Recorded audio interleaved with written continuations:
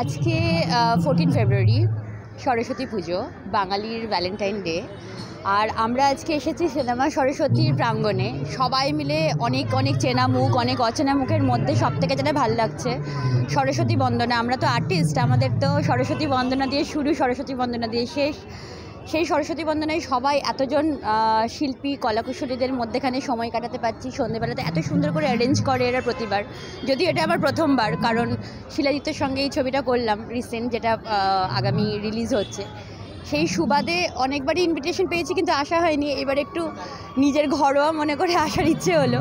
And এসে যেটা দেখছি, সবাই এত সুন্দর করে অ্যারেঞ্জ করা, অনেক বিভিন্ন প্রোগ্রাম এখানে অর্গানাইজ করা হয়েছে, ভীষণ সাবজেক্টিভ প্রোগ্রাম, যেটা সচরাচর দেখা যায় না। আমাদের ইন্ডাস্ট্রির প্রোগ্রামগুলোতে এইরকম সাধারণ মানুষদের ইমোশন নিয়েই সুন্দর সুন্দর উপস্থাপনাগুলো দেখতে পাওয়া যায় না। এটা দেখে ভালো লাগছে।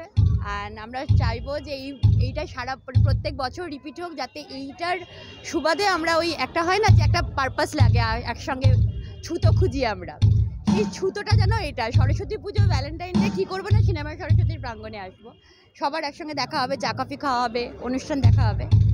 এই আনন্দটা বজায় থাকুক, এত সুন্দরভাবেই প্রত্যেকবারের যেন আয়োজনটা হতে থাকুক। সেটা আমাদের শিল্পীদের হিসেবে তো সবসময় লোভনীয় বিষয় লাগে। আর তাছাড়া সবাই কাজে থাকুক, সরস্বতী মায়ের আশীর্বাদ পেয়ে সবাই জ্ঞানে থাকুক, বুদ্ধি থাকুক, বিচার বিবেচনা করে নিজের জীবন কাটাক, আর শিল্প সত্তাকে বজায় রাখুক। এটাই আমার সবার জন্য আমার বার্তা এটাই। আর ভালো থেকো তোমরা। তোমাদের সবাইকে হ্যাপি সরস্বতী পুজো আর শুভ ভ্যালেন্টাইন ডে। মিক্স করে দিলাম।